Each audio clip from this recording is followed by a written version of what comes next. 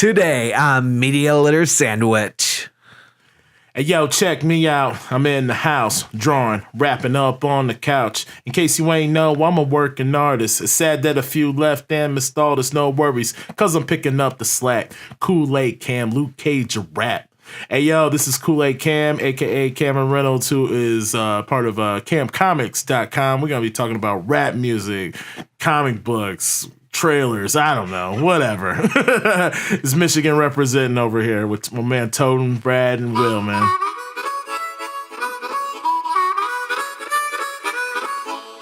Welcome to Media Litter Sandwich.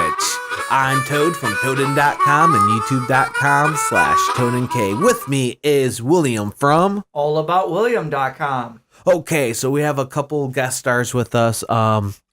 First off, to my left, you might see him in some of my other videos. It's Third Hand B14. I didn't know. Say that a little bit. Say that a little bit louder. And Third Hand B14. And what are you on? Mixer.com. Okay, he plays video games and stuff. Yeah. Why are you here?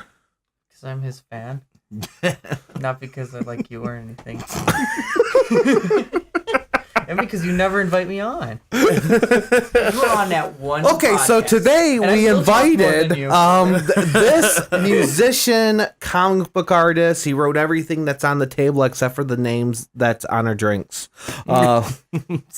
Very true.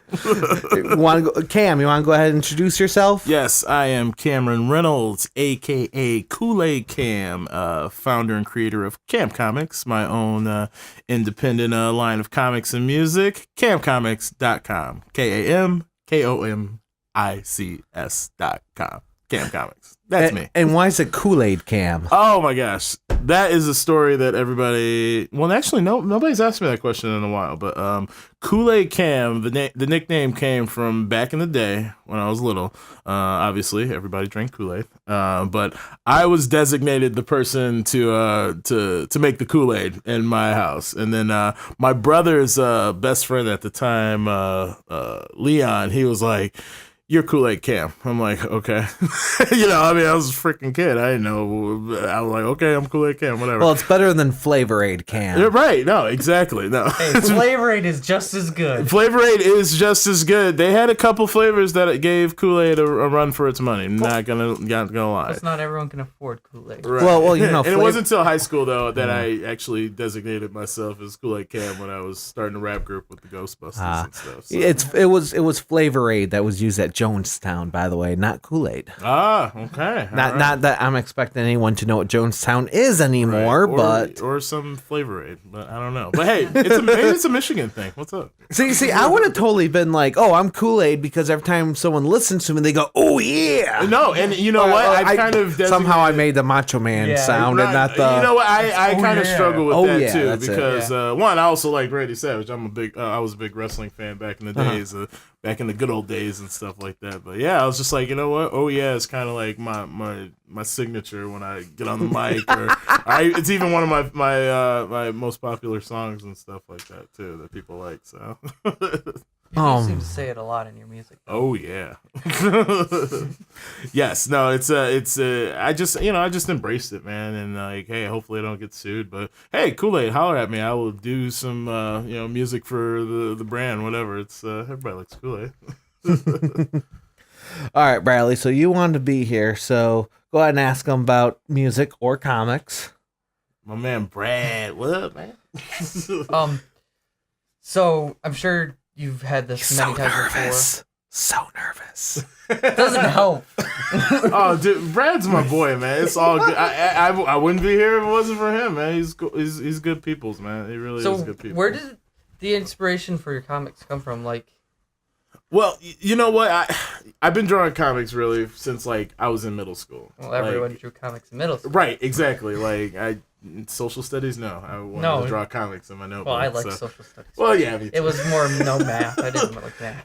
I was okay with math up until a point, but yeah, whatever. Yeah. School, I was drawing comics and stuff. So, no, I always just like had just the passion of just drawing all types of characters and stuff. Like me and my buddy Morgan, way back in the day, we we came up with our own like characters and stuff like that, and we would draw them and just like goofing around and even share them like at lunchtime, like, hey dude, check out what I drew and everything like that. And so anyway, even back then I just had like an idea of just like always creating like fresh ideas and stuff like that. And then after high school, like I got into I went to Eastern Michigan for art school and stuff like that. I was just knee deep in art school. I was just like drawing fruit, drawing like nude models. I was just drawing all types of like things just to get that art degree and stuff. And then like it wasn't until like and I realized I wasn't drawing that many comics. I was just, I would still do like drawing my like, sketchbooks and stuff like that. And then, but then it wasn't until like I my last class I ever took at Eastern was comic books in theory, and it was taught by the great Scott McCloud, who wrote and drew Understanding Comics, which a lot of people know about. It's like a very New York bestseller and all that stuff. And he's got like other books and stuff like that. But he came to Eastern and actually taught a class for a semester. That's really cool. Yeah, and my graphic design teacher at the time, he's like, dude, you know about this comic book class? Because you're a comic guy, so you need to go and take this class. I was like, well, he was like, you do need an elective. I was like, well, I need to graduate, sure. I will take that comic book class. And it was on a Saturday, too. It was like, oh, man, Saturday, but are you kidding me? Like, that's the day I usually read comics. Exactly. And I was like, oh, man, that's the day I read comics. And then, like, you don't read them on Wednesdays? Well, yeah. I mean, no, that's graphic novel day. Oh, no, that's New Comic Day. New Comic Wednesday Day. is New Comic Book Day. That's when all the new comic books come out. That's when you buy them. You don't read them. Yeah, you buy them, and then you read them throughout the weeks. Usually I'm done by Friday or Saturday. Right. Well, hey, not everyone's as fast as you, Scott. I know, yeah. Usually, like, I go to the shop, I just stock up, and then I kind of spend a whole month reading my stack of comics and stuff. But no, it wasn't until that class, like, it just kind of, like, opened my eyes again, like, oh my gosh, I'm supposed to be drawing comics. And it was a great class, too. I'm glad I took it, too. It was just, like, we learned everything from, like, sequencing stuff and, stuff I wasn't even that sharp on, like, before, like, college and stuff like that. Like, sequencing, lettering, and like just so you think fun so again. College really helped you in the actual education side? Oh yeah, it totally did. Okay. And but if I had to if I had money and to Right. do it again, I would probably just go to an art school rather than a university. But I'm glad I did the university too, because Yeah. I got to like socialize with more people and stuff like that, and it was And kind learn of the cool. important One thing we things. can't, one thing I hear a lot is, college was a starting point. It gave me some stuff, but the real thing was that title student that allowed people to go be an intern and allowed people to pick other people's brains and network. Yeah. That's the big, that was a big part for me as well. And even when I taught college, I was even like, look, this isn't your full-time job. Yeah. You need to go do something else. Yeah.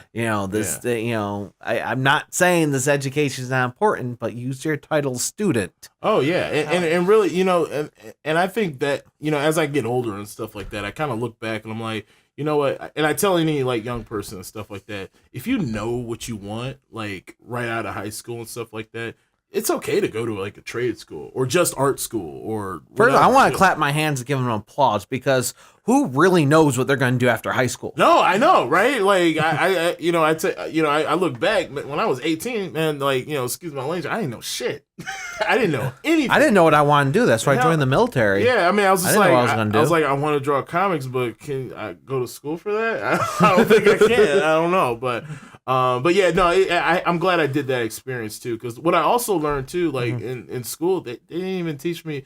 They don't teach in art. They teach you how to be an artist, and they teach you how to teach art, but they don't teach you how to make money off of your art. The business side of it. And it's just like, it's a shame, because like, I know a lot of guys and girls who are very talented artists and stuff like that, who aren't doing anything art related now, like in their field and stuff like that. And it's sometimes it's sad, but at the same time, I think you have to kind of figure out your own artistic voice in the world. So have you figured out how to make money off of it? A little bit. A little bit. I'm One, getting there. self-publishing. Yes, maybe it's just me, but it's just ingrained to me to be independent. One of my biggest like influences was like in the '90s, the big image boom. With when all the guys from Marvel like jumped ship, like from Eric Larson, who's like one of my favorite like comic artists and stuff, creator of Savage Dragon and stuff like that. Met him once; he was cool dude. Yeah. But McFarlane, Liefeld, Jim Lee, all those guys and stuff like that. When they decided like, man, skip this, I'm going independent. Like, I just thought that was like the coolest thing ever. It's like, wow, you're working for Marvel, which is like almost every like comic artist's dream. Like, oh, I should just work for Marvel or DC and stuff, but they were just like, you know what, it ain't that great, guys. Like, yeah, we earn enough to like, make a living, but like artistically they felt like empty, and I think they just wanted to release the beast. And I feel like when I, getting kind of back to Bradley's question, like, when I got out of school, I was just like, it's time to unleash the beast. Like, I got all these ideas that's just been inside me for like a decade, and it's time to just kind of like cut loose and let it all out, so right. And I just decided to go the independent route. I don't think I can turn back. I can't, maybe if somebody ever like a publisher like cut me a deal or something like that, I would definitely like be open to it and stuff. But I always just like drawing my own books, doing whatever I want in the book and stuff like that, not having censor and all that stuff. Oh yeah. Back to the they don't teach you business or anything. That's why every one of my friends that goes to college for anything artistic, I always recommend that they take at least a small business course. Yeah. No, it's real, man. Like, I think it even me, I when I got out of school, I did not want to go back. I'm not gonna lie, didn't have enough money, and I'm like, I'm done. All right, but then I started realizing the whole business aspect of things, and I tried to think of a way of like getting money and stuff like that. Right. And the funny thing is, I just got my previous employment. Actually was a hotel manager, and I actually learned a lot of business stuff. Like, that's just, good. Yeah, money management, talking to like the corporate world and stuff like that. Things I'm just like, whoa, I could be going to school for this, but luckily I'm getting a paycheck for this and learning it and stuff like that. That's a huge thing. I got a friend of mine, he went to school for business management, and him right now as a manager at a hotel, a very well known hotel. Not saying any names, but it is a very well known hotel that's that many major celebrities stay at currently, and teams. Why, I don't know. Then again, I never got into sports ball, but that's beside the point. Hotel management is a big thing, and he's just like, look, if I get tired of Detroit, I can move anywhere I want to move, and have a good job waiting for me. Yeah, especially if it's within the same franchise. Right, absolutely. Yeah. So and and I left with good graces and stuff like that. But I was like, man, I'm done. I got enough what I needed from this job. I got to get out of there. Oh, come on! You could have been on the event side and get do all the Comic Cons there. No, that would have sucked. Oh man, hosting like big groups in a hotel sucks sometimes, man. Especially the aftermath after they get out of there. The easiest part is actually getting them in there. It's just like, all right, now when they all check out, all right, everybody, we're all screwed. Let's do this. Everybody's clear. Yeah, you never know what might happen. Like, I don't know, filling up a water fountain with rubber ducks. Oh yeah, we've done that. I've overflowed that water fountain. Oh yeah, yeah, it was overflowed. And also, what is it like? The third or fourth year in that hotel, they finally got told you can't dump liquid nitrogen into the pool because they just had the pool redone. Oh my god! So we could have stories afterwards. Oh my gosh! Dude, I got so many the things I've seen. Okay, so I definitely want to talk about stories with you because your music, you tell stories in your songs. Yeah, absolutely. And that's all lyrically. And I'm looking through your comics, which I do apologize. I haven't really looked through your comics before now. It's great because there are a bunch of them on the table. Video version's different than the audio version. And it took me 3 comics to find a comic that had a decent amount of dialogue in it. Yeah. So this is interesting. So a lot of your comics don't have a lot of dialogue. And you tell it through action, but in music, you tell it lyrically. Yeah, because you just have to. I think that's just part of the craft of music. In general, not just rap music. Like, I'm pretty. I listen to all types of stuff from like Prince, Bowie, like Black Keys, and of course an array of rap stuff. We'll go through that like later and stuff, all my favorite stuff. But no, I always feel like with the medium of with comics, like you can definitely, of course, write and have like a lot of dialogue and stuff, but then it's just a book. Yeah, and then it's just a book. Yeah, and then I'm a writer, and then it's just like, I mean, I am a writer, but like, yeah, it's not fun anymore. Right, exactly. But sometimes I just like telling the story through images. I think I learned a little bit of that from Steranko, Jim Steranko from the old school Marvel days. He did like 70s Nick Fury and stuff like that. Oh yeah, back when Nick Fury was a real spy. Oh my gosh, yeah. His stuff, like if you ever go back and read any of that stuff, like there were some issues that half the comic was just images, and he was actually a graphic designer, and I actually got my degree in graphic design. That's why I kind of related to Steranko. I was like, oh man, this guy is like amazing. And but yeah, he would just like tell the story and without any words, and it was just the coolest thing to me. And there's been other artists, of course, like before him, absolutely, that did stuff like that from I think even Will Eisner did that and stuff like that. I've talked to people that totally just say that's their goal. If they could come out with a comic or something with no words and can just convey it all visually. Yeah. And that's a tough thing to do. Oh yeah. And sometimes I'll get done with a comic and it just like looks awesome, and I was like, man, I think I only have like 2 conversations in this entire book, but you know what? Whatever, it works. And and I'm really glad like people who like my art and stuff like that appreciate that. I haven't gotten too many people and be like, you need more words in your books. Like, all right, well, I'll climb that mountain if it ever gets asked of me, but nobody's ever really. That's it's like better than the opposite of saying, I can't see anything, where's the pictures? And I have opened up those books where you open it up and it's literally all words over everything. Yeah. And what's even worse when all the word bubbles are all over a splash page. And like, you are really, really lazy. Yeah, right. That is true. Sometimes I see stuff that's just like straight laziness. Like, okay, come on, you gotta throw a little something to read for the reader and everything. I used to work for a comic book store, so every once in a while that we'll have, and we used to have a comic talk like every Friday night. We'd actually have a group of people come in and talk and or just talk. Talk about the new comics of the week. Yeah. And every once in a while, indie artists will come in, which is funny because we had some really good indie artists as a part of the group who've done freelance for Marvel and stuff like that.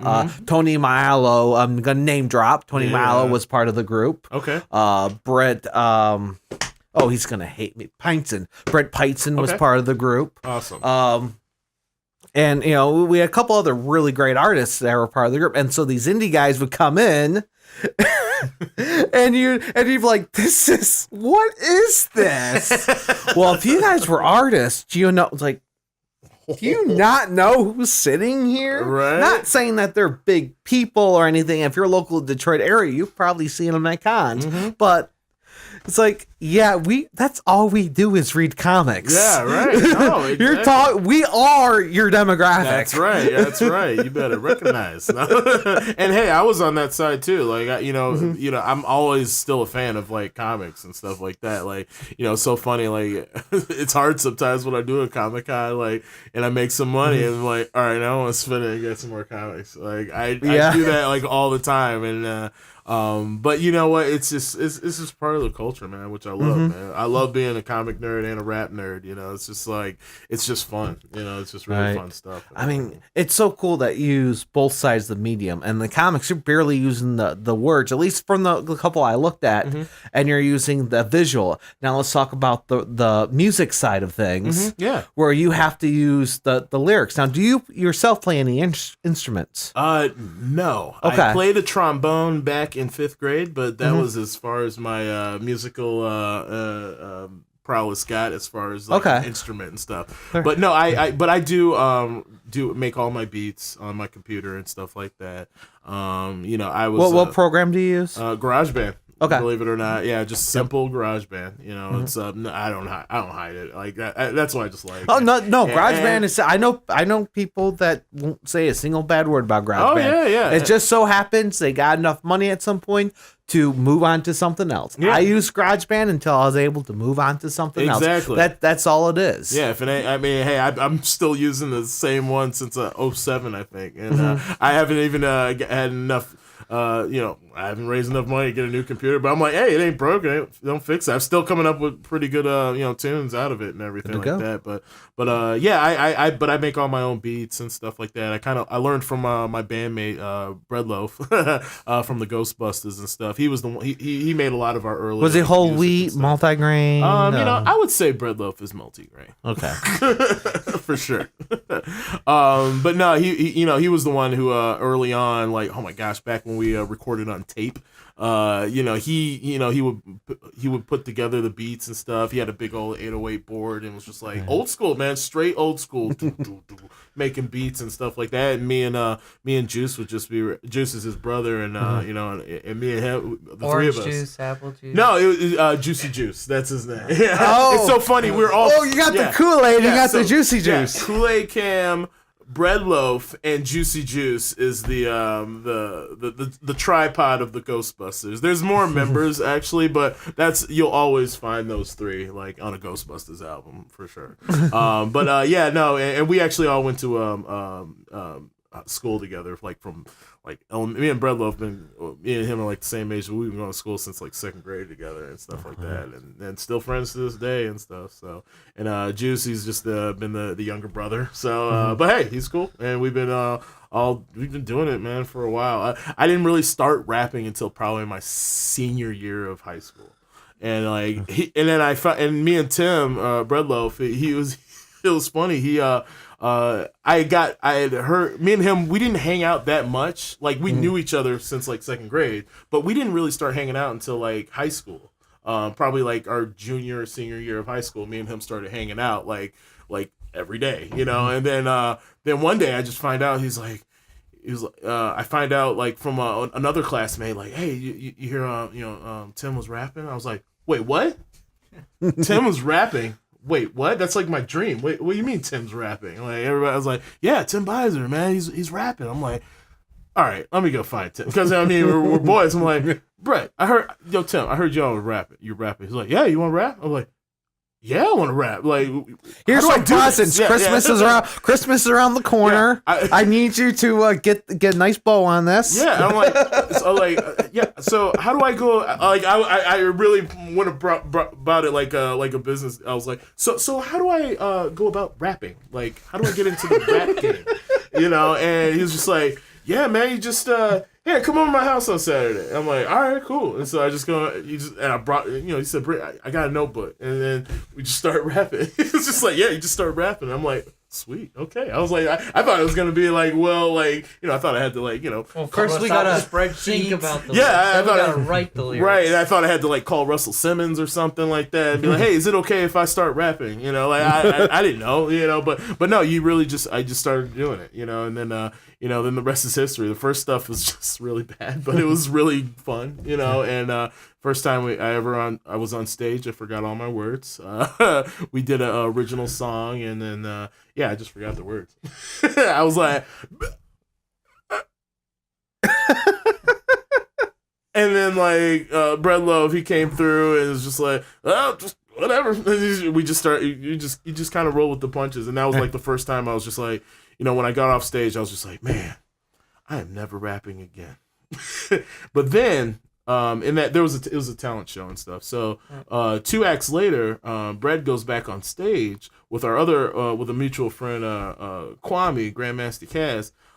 They had like a song that they did together, and so Brad and Kwame get on stage, they kill it. I'm like, whoa, like you guys are like rappers, man, like really rappers. And I was like, I gotta get to that level, man. And so, but that just inspired me to like really like do it, right. and have fun doing it too. And we had been just rapping for years and stuff like that. And then eventually, I started writing my own stuff, and then like eventually I got my own computer and I just started teaching myself how to do beats and stuff like that, and and using what I know from rap music and stuff like that, and just put my own spin on it, man. So I'm told that there's a theme that you have going on. Everything you do seems to have some kind of Michigan vibe to it, or at least some. Born and raised in Ann Arbor, guys. Michigan. I'm from the Mitten. I am Michigan all the way. I just love this state, man. Like, a lot of people like, I don't hear often, black guys go, I'm from Ann Arbor, man. And then why you're at the table with the white guys going, yeah, we're from Detroit. No. Most black guys from Ann Arbor will say they're from Detroit. Like, it's dead. I'm dead. You're absolutely right. But no, man, I love Ann Arbor, man. It's cool, man. It's a good town, man. It has its, every place has its like gripes and stuff like that, but I love Michigan summers and fall. Mostly fall's the best. I'm just from here, man. I'm the guy that I'm the guy from Michigan. I'm the rapper from Michigan. And, it's just like similar to like I tell young people all the time, like those people who the comic artists who would like draw Spider-Man and stuff, like Jack Kirby and all them, and Stan, and he wrote, but those guys from back in the day, they took what they knew. They were from New York, so guess what? They drew all their heroes in New York, and it just coincidentally, it's one of the most popular cities in the world, Yeah. But I'm from Michigan, and like all my characters are kind of like from here, and I think it's kind of cool. I try to take little elements that I do know from like being a Michigander and stuff like that, and I'll throw it in there just to kind of be like, somebody from here reading like Michigan motherfuckers will be like, wait a minute, what's that? I know about that place. Or wait, I think I kind of know what they're talking about. And, it kind of just like throws like that little seed in your head. It's stuff other people from like other states won't get. Exactly. No, and I kind of like that, and I want this to be, like people, who like Spider-Man and stuff like that, and they see him like, taking the subway or something like that, or, or saving like, or having like, Gwen Stacy dies on the bridge and stuff like that. It's just like they spoilers. Oh shit! Oh gosh! Oh jeez! Yeah. It's only been 30 years, man. Come on. But no, those New Yorkers be like, oh man, that's awesome that he did that. Like they did that, like action sequence on the near my borough or wherever, right. And I feel like I try to do the same thing, like with my books. I want people to be like, oh, this guy just drove through Canton, like what? Or what they're doing what downriver? That's kind of crazy. What's going? I like throwing that stuff because I feel like this is my home state and area and stuff like that. I want to represent like to the fullest. I want people to like reading my stuff and knowing it's from Michigan, because I think Michigan is underrated. So so you just need to have one with the city like Ypsilanti where you have somebody emailing you going, how do you pronounce that name? I know, right? Yeah. I might have to have like a glossary or index or something in the back of my book, like Ypsilanti, Ypsilanti. That's how you say it. Getting tipsy and nipsy. Right? Somebody at one of the cons come up to you and go, Great Tit? Remember the guy that went down Great Tit? You're not from Michigan, are you? No, not at all. No. Shit. Yeah, but going back to the music and stuff like that, man, like you got to tell a story. I think some of my favorite rappers told stories, and that was or had just like a really strong concept that went throughout their entire like project or album. I make albums, like I like making albums. I talk to some like musicians and stuff, and like nobody makes albums anymore. I'm like, yeah, but I like making albums. That's what I fell in love with. Like I just like having a concept and rolling with it, and I like telling the story. So do your albums have concepts, like maybe even a concept story or just an all-around? Yeah. No, I that's how I do it, man. Like I think one of the albums I got on there, "Rolling in My Hoopty." It's that one's great. Yeah, but it really does tell the story. Like and I did that when I was like in my 20s, like right after school. I actually did that. Like I was living on my own, and I was like, I'm free, no more school, yes. And then like I was just like, you know what, I gotta make an album, you know. And like it pretty much just like kind of tells a little, you kind of like get a picture of like how it was for me in my 20s and stuff like that, just like rolling in my hoopty. It's like, it's real. Like, you know, I had my own little job, and I just rolled around in my hoopty, you know, had my buddies, and you know, I would meet up with some girls, and just have a good time around town in Ann Arbor and stuff. Ann Arbor, Ipsy. Well, I stayed in Ipsy back when I was in my 20s. I was gonna say you could actually drive around Ann Arbor. I'm like, this is news to me. Oh no, you can roll around Ann Arbor. Oh man, it might take a little longer. Yeah, no, go downtown Ann Arbor. It's a good time. Ipsy, nightlife Ipsy. Nightlife is better than Ann Arbor to me anyway. Maybe it's just me. You know, I mean, there's always stuff to do like in Ann Arbor downtown, like especially during the school year and stuff. You know, college kids everywhere doing stuff, but it's that time when they're all gone, or it's just like you go to Ipsy, shoot, I'm hanging out at the corner brewery, Aubrey's or Sticks or Maze or Depot Town, all that stuff. You know, I just but I roll around Ipsy or downtown Ann Arbor and stuff like that, rolling my hoopty, man. It was just it's real. It really is that. And at my car, to this day, I'm still rolling in a hoopty. My car is not like rolling on dubs or anything like that. So maybe it's just because I like to save money. So there you go. So.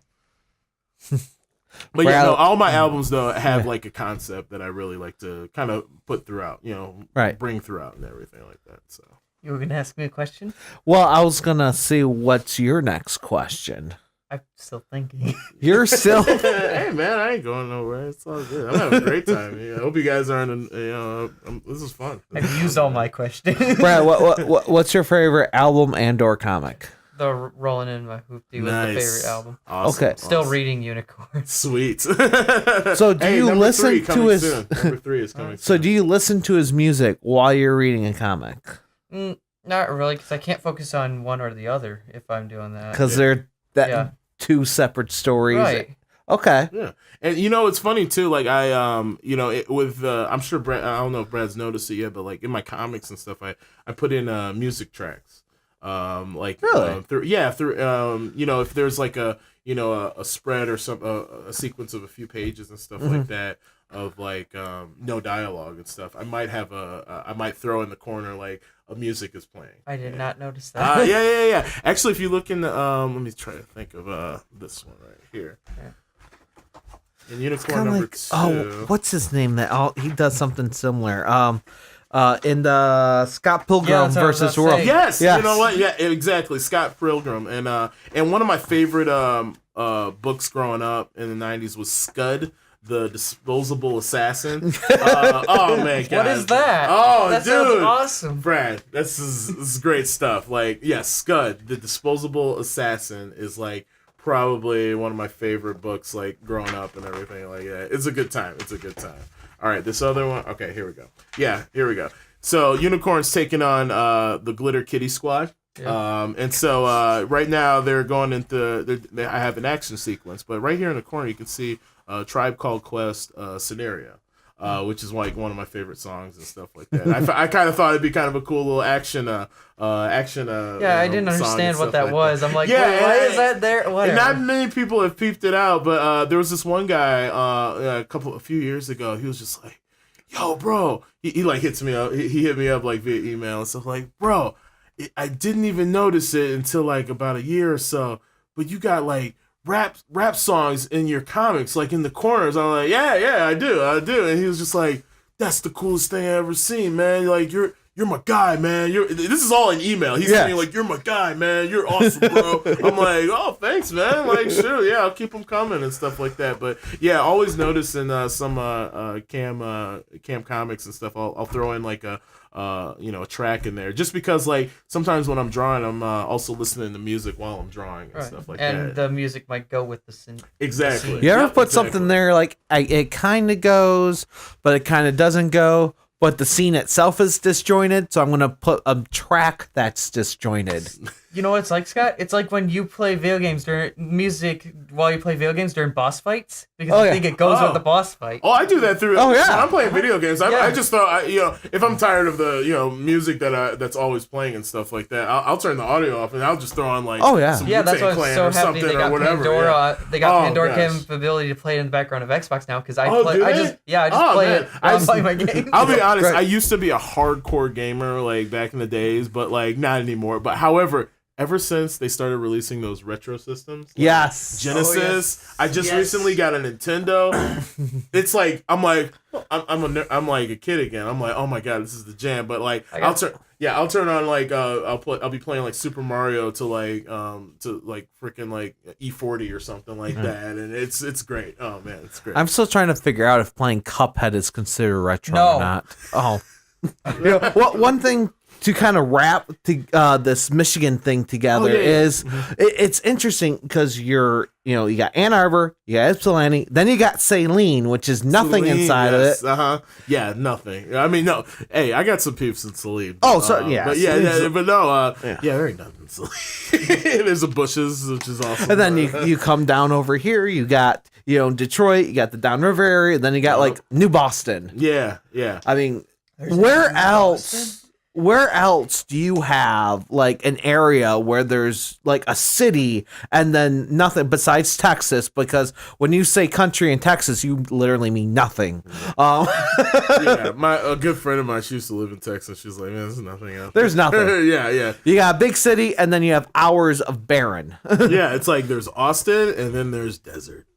Yeah, you actually have to have. We had an adventure photographer on our show, and she told us that when you're driving through Texas, you want to make sure you have extra gas in the car. You want because there's those long stretches and stuff Right. like that. Yeah, that totally makes sense. But yeah, it's like has that I haven't read your comics, but has that influenced at all how you have just if you need anything, and that's why the movie industry was coming to Michigan when we had those tax credits, because it didn't matter what you were looking for. You wanted, summer, winter, mountains, forest, whatever kind of setting you're looking for. Michigan has something. Absolutely. Yeah, no, exactly. Like, it's just so many, like, it's so funny. Like, Michigan just, like, to me, I just get inspired by every season, even in the winter where it's, like, depressing and, like, snowy and just gray. Hey, it's nice outside right now. Oh, yeah, it's fine. It's great.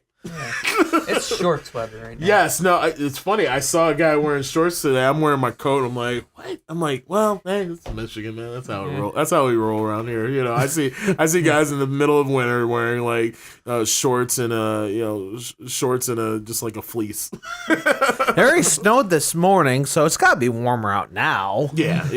That's Michigan logic, and it's right. true. Hey, it's warmer when it's snowing. Yeah. Oh, that's too. Because if it's not That's very snowing, true. it's too cold. Yeah. And, and it's funny. It's like, hey, 3 months. You just gotta get through 3 months out of the year, guys. 3 months, and then 9 months. Well, there's awesome. There's just off. Except for the times where it snows on In like July. Halloween. It's true, but hey, who hasn't got trick or treat and snowing, guys? Right? Come on, I mean, there's free candy We've done out it. there. There's We've free done it. candy out there. You're going. So. And jack-o'-lanterns look pretty cool with little white hair on That's them. very They true. do. Oh, yeah. Very true. But no, man, Michigan's very inspiring to me. I think maybe it's just I'm a Michigander at heart or something. But I even went to California for like the first time a few years ago, and it's gorgeous. I love California. It's awesome. I can I could have saw myself like living there and just saying, hey, screw it, I'm here now. But that's when you have to find the shipping containers to live in because the cost of living. Right. Yeah. Oh gosh, yeah. Oh man, but it was so funny. Like I was there for like a week, and I was with my wife and stuff. We had blast, and my homeboy Eric Epic E, who's also a Ghostbuster, and he actually helped me. He wrote Classified. Okay. Me and him both wrote Classified, but it's mostly his baby. But he needed an illustrator on it, and so he's a very talented writer and comedian. He actually does stand-up comedy and stuff in California and stuff. Anyway, went out to visit him for like a week, but it's gorgeous out there, man. I was just like, it's like this all the time. Like that's crazy. Like I get it. But it was so funny. Like when I got to that 6th day, and I'm like, I'm at the beach and stuff, and we're like getting out of there. I'm just like, kind of want to go home. Like I'm, everybody's so freaking laid back and nice here. Like I kind of want some sarcasm in life. Yeah. I miss my. I want some people to be bitching about work. I want to go and cry about the Lions. I want to go and I want to go to a Comic-Con. I kind of want to go back home. I want to go back to Michigan. It just something just drew me. I was just like, this is a great place. I can even see myself staying here for a little while. But something that just always was drawing me back to Michigan. I just like this area so much. So that's it. So. William, do you have anything? No, I don't have anything. No. Okay over there? Never okay. Yeah. I'm never okay. All right. Talk about my musical taste. Whatever you guys want. I don't All right, care. so you could read. I just want to take a look at. Oh, that's a good question. Go ahead, All right, Riley. the question is, if you had to rebrand, how would you do it? Oh, rebrand? You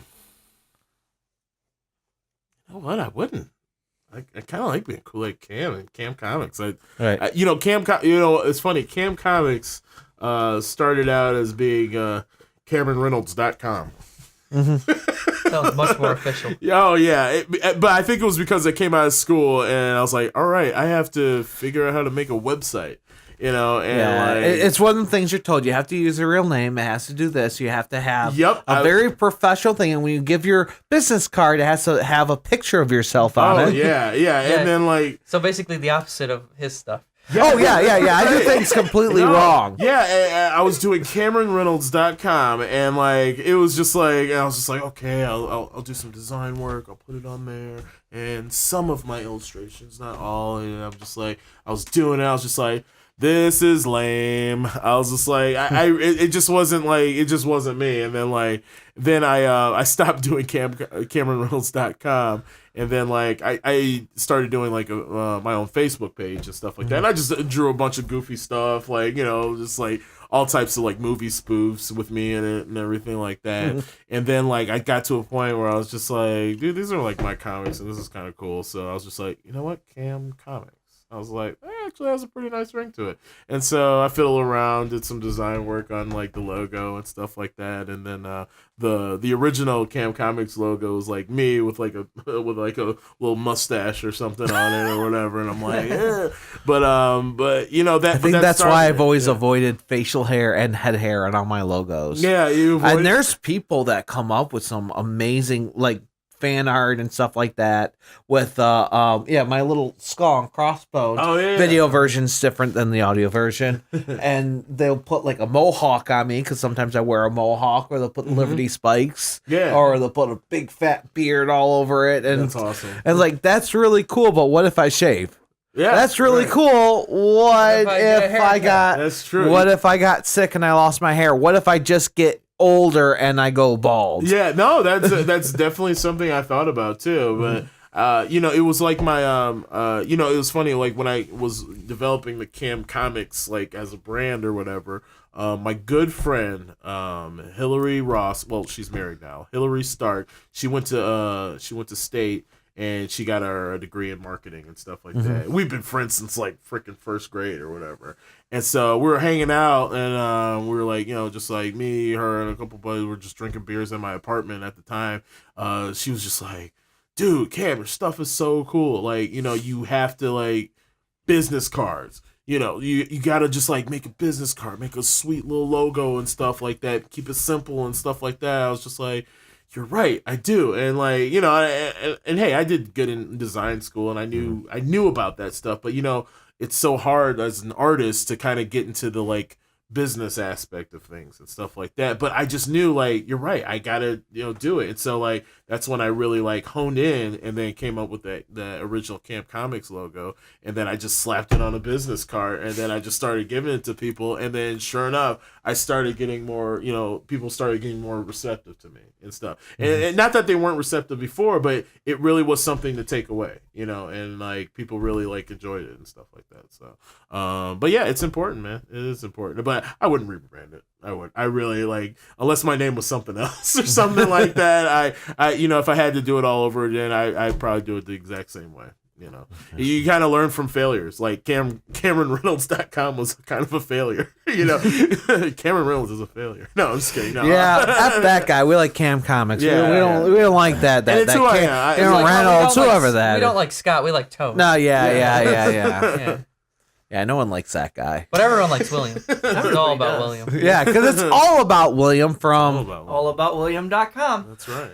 Cam. Go ahead and, of course, I catch you while you're getting a drink. All right. Go ahead and plug your websites again. Kamcomics.com. That is that's the name. That is And it's what with I a do. K. Yes, with a K. Cam with a K and comics with a K. Kamcomics.com. And you can find both his comics and music on that site. Absolutely, and look for later on this year. I will be revamping this site where people can actually download the music from my from the website. You can buy the CDs off the website, but you can't. You can listen to tracks and stuff on Bandcamp. Just search Kam Comics and you'll find all my music and stuff like that. I got loaded up there. So. Yep, and they can contact you through that as well. Absolutely, and you're on Facebook. Yep, Kam Comics. I'm on Facebook. Just search me. Google search me. I'll pop up there, man. So, yeah, and man, I love this, man. Rapping is awesome, and so is drawing comics. That's what I love doing, man. Yeah. And if you play a lot of online games, you might run into. Third Hand B14. I stream on Mixer sometimes. Yeah, and when he's not streaming, he's usually playing like Grand Theft Auto. He'd be the one. Which 5. One? Oh, And- is that the that's the newer one that Yeah, that that's came out? the- Oh, nice. My It's been out for a jam while. back in the day, Vice City. That was That was Yeah. the best GTA. that was my favorite one. And San Andreas was pretty cool too. I didn't that one was so huge. Like Yeah, the it's whole too big. state of California. It was like Not cool. just California, you got to go to Vegas That's true. too. Yeah, that's right. That's true. But Vice City, oh man, that was just my jam. I'm an '80s baby, so I love the soundtrack and all that stuff. I was just like, oh yeah. I'm just like, I'm feeling like Tony Montana driving around a Ferrari and stuff like that. So, Yep. Well, you'll know UCB if you see someone A Juggalo drive with the yellow. Juggalo. with bright yellow vehicles. Oh my god, Everything's bright yellow, or Are you a least has a Juggalo? little, Oh man, that is great. it That's has great. a little black sometimes, or an all black car when it's awesome. You have to match the color with the car. You can't just have everything blinding neon yellow. Sure. Even though 90% of my cars there. And I'm Toaden from Toaden.com, YouTube.com/ToadenK. You can find Media Layer Sandwich at MediaLayerSandwich.com, or a lot of places where you can download podcasts. So wherever you're listening to us, whether it be Google, Podknife, TuneIn, wherever you're listening, please, follow, subscribe, leave a review. Feel free to join our Facebook. That's probably the best way to get a hold of us, or, even have a conversation in our Facebook group. Again, Media Layer Sandwich. And thank you for listening. Thank you for watching. Hope you enjoyed our conversation, and may the algorithms be in your favor.